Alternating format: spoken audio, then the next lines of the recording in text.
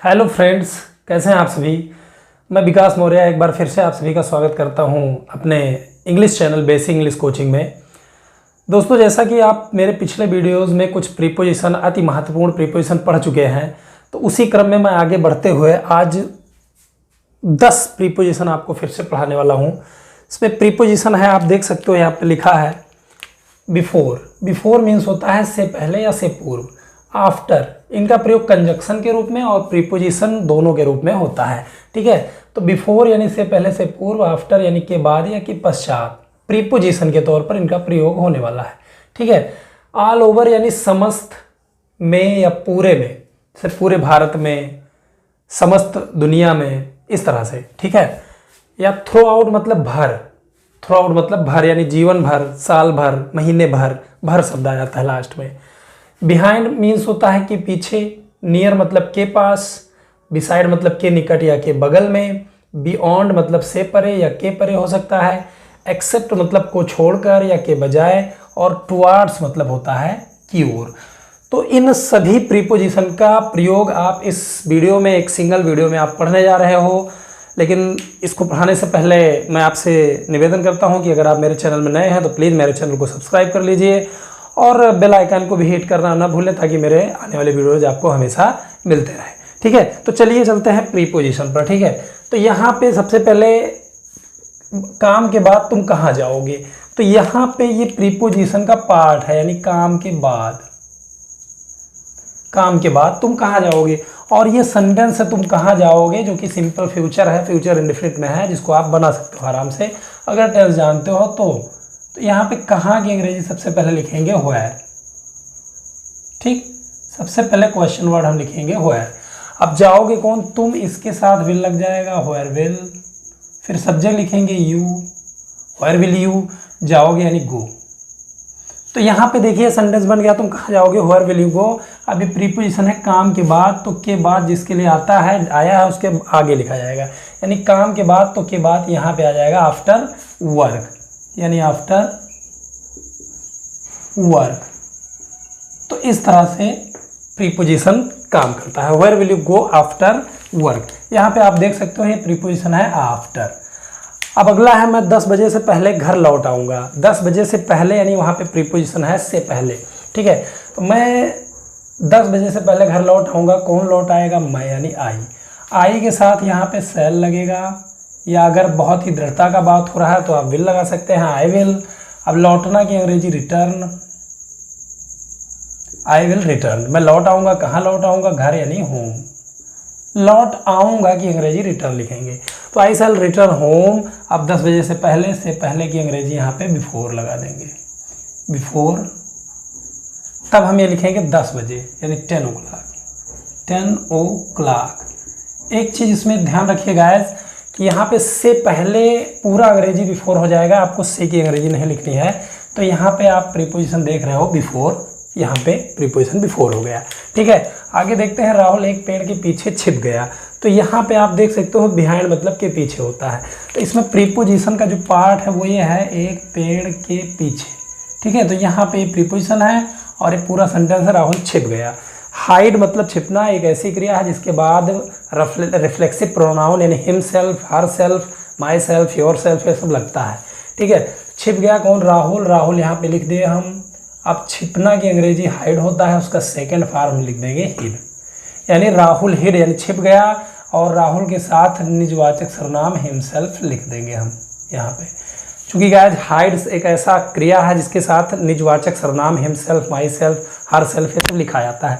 तो राहुल के साथ हिमसेल्फ हो गया। ठीक है, अब बचा गया एक पेड़ के पीछे। तो यहाँ पर के पीछे की अंग्रेजी होती है बिहाइंड, जो एक पेड़ के लिए आया है, तो एक पेड़ से पहले लिखा जाएगा ना यानी बिहाइंड, यानी राहुल हिड हिमसेल्फ बिहाइंड। अब एक पेड़ लिख दो, यानी ए ट्री।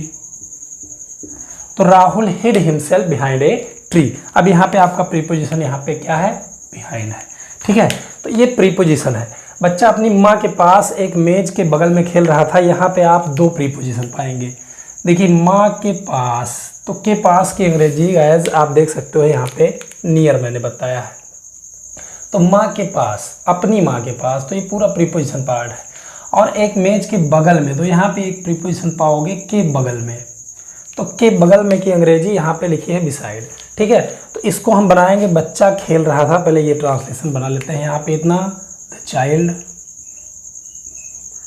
इसके साथ सहायक क्रिया वाज लग जाएगा क्योंकि ये पास्ट कंटिन्यूअस है, द चाइल्ड वाज। खेलना की अंग्रेजी प्ले होता है, तो यहाँ पे हमने क्या करना है, प्लेइंग लिख देना है। अब गाइस आप देख रहे हो यहाँ पे दो प्रीपोजिशन है अपनी माँ के पास, एक ये है और एक ये है, एक मेज के बगल में। तो पहले हम इस प्रीपोजिशन को बना लेंगे, एक मेज के बगल में, ठीक। पहले इसको हम बना लेंगे। दो प्रीपोजिशन है, सामान्यतः आपको एक प्रीपोजिशन फिर उसके बाद दूसरा प्रीपोजिशन लिख देना है। तो एक मेज के बगल में की अंग्रेजी बिसाइड होता है, ठीक है, बिसाइड ए टेबल। चाहे तो आप पहले इसको भी बना सकते हैं अपनी माँ के पास, ये भी चाहे तो बना सकते हैं। The child was playing beside A table. अब अपनी माँ के पास की अंग्रेजी नियर। अब अपनी माँ यानी हिज मदर। तो यहाँ पे दो प्रीपोजिशन का एक ही सेंटेंस में इस्तेमाल किया गया है, क्रम अनुसार उसको लिख दिया गया है, बिसाइड और near. The child was playing beside A table near his mother. तो इस प्रकार से हम प्रीपोजिशन का प्रयोग कर सकते हैं। अगर इसको ये आपको याद है, ये चीज़ें आपको याद हो गई, तो इसमें कोई खास रूल नहीं है, बस आपको ये याद करना है। याद हो गया एक बार तो उसके बाद ये आराम से बन जाएगा। फिर ये देखते हैं अंग्रेजी पूरी दुनिया में बोली जाती है। ये पैसिव वॉइस है, प्रेजेंट इन्फिनिट का पैसिव वॉइस है। पैसिव वॉइस में प्रेजेंट इन्फिनिट में पहले ऑब्जेक्ट लिखते थे, फिर इज एम आर, फिर वर्ब की थर्ड फॉर्म, फिर अदर ऑब्जेक्ट लिखते थे, पहले ऑब्जेक्ट लिखते थे। अंग्रेजी पूरी दुनिया में बोली जाती है, क्या बोली जाती है, अंग्रेजी। तो हम इसको लिखेंगे इंग्लिश। अब अगर आप पैसिव वॉइस नहीं पढ़े हैं तो कृपया मेरे प्रीवियस वीडियोज़ में जाएं और पैसिव वॉइस अच्छे से पढ़िए। तो इंग्लिश इसके साथ इज लग जाएगा। अब बोली जाती है, बोलना की स्पीक होता है, उसका थर्ड फॉर्म हो जाएगा स्पोकन, यानी इंग्लिश इज स्पोकन, यानी अंग्रेजी बोली जाती है। अब यहाँ पे आप देख सकते हो प्रीपोजिशन अच्छे से समझ सकते हो, पूरी दुनिया में। तो ये पूरी में जो आ जाता है, पूरे में, पूरी में या समस्त में, ये सब जो आ जाता है, इसके लिए हम ऑल ओवर लगाते हैं। तो इसके लिए हमने लगा दिया ऑल ओवर, यानी ये एक प्रीपोजिशन है। अब दुनिया यानी ऑल ओवर द वर्ल्ड। बहुत ही आसान, अगर आपने याद कर लिया तो यहाँ पे दो शब्दों का एक कंपाउंड प्रीपोजिशन है ऑल ओवर, जिसको अभी आपने पढ़ा, ठीक है। गाइस अगर आपको प्रीपोजिशन कोई नहीं समझ में आता है तो प्लीज़ कमेंट सेक्शन में मुझे लिखकर बताएं, उसको बताएं, मैं दोबारा रिपीट करके उसको समझाऊंगा, ठीक है। तो यहाँ पे देखिए, भारतीय किसान जीवन भर कठिन परिश्रम करता है। तो यहाँ पे आपको प्रीपोजिशन दिख रहा होगा जीवन भर, यानी भर यहाँ पे मैंने लिखा है, ऐसे लिखा रहेगा तो समझ में नहीं आएगा भर क्या है, लेकिन सेंटेंस में आप समझ सकते हो, जीवन भर, महीने भर, साल भर, इस तरह से प्रीपोजिशन आते हैं। तो सबसे पहले ये ट्रांसलेशन बनाएंगे, भारतीय किसान जीवन भर कठिन परिश्रम करता है। पहले इसको बना लो, इंडियन फार्मर, ये हो गया हमारा सब्जेक्ट, यानी इंडियन फार्मर, भारतीय किसान। अब कठिन परिश्रम करता है कि अंग्रेजी वर्क हार्ड, तो उसमें एस जुड़ जाएगा, वर्क हार्ड, क्योंकि ये फ्यूचर प्रेजेंट इन्फिनिट टेंस है। अब इंडियन फार्मर वर्क्स हार्ड, यानी भारतीय किसान कठिन परिश्रम करता है। अब प्रीपोजिशन मिल गया जीवन भर, तो भर आगे आ जाएगा, यानी थ्रू आउट।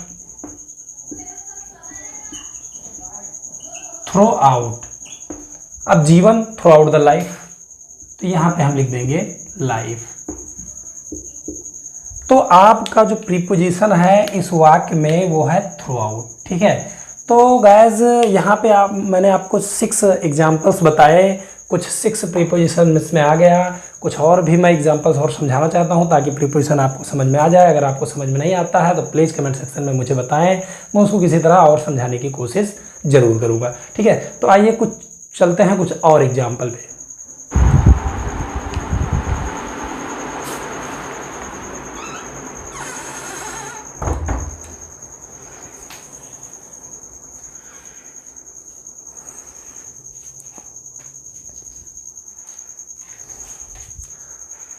तो गाइस चलते हैं कुछ और एग्जाम्पल्स की तरफ, जिनमें आप अभी सारे प्रीपोजिशन पढ़ लेंगे।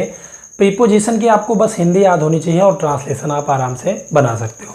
तो चलिए आते हैं, अंकित को छोड़कर सारे छात्र परीक्षा पास हो गए। अंकित को छोड़कर सारे छात्र परीक्षा पास हो गए। तो यहाँ पे आपने देखा है एक्सेप्ट का मतलब होता है एक्सेप्ट को छोड़कर, इसका मतलब होता है को छोड़कर। तो यहाँ पे आप देख सकते हो सारे छात्र परीक्षा पास कर गए। कौन परीक्षा पास कर गए? सारे छात्र। तो चाहो तो प्रीपोजिशन यहाँ आगे लिखा है तो यहाँ आगे ही भी प्रीपोजिशन आप लिख सकते हो, यानी एक्सेप्ट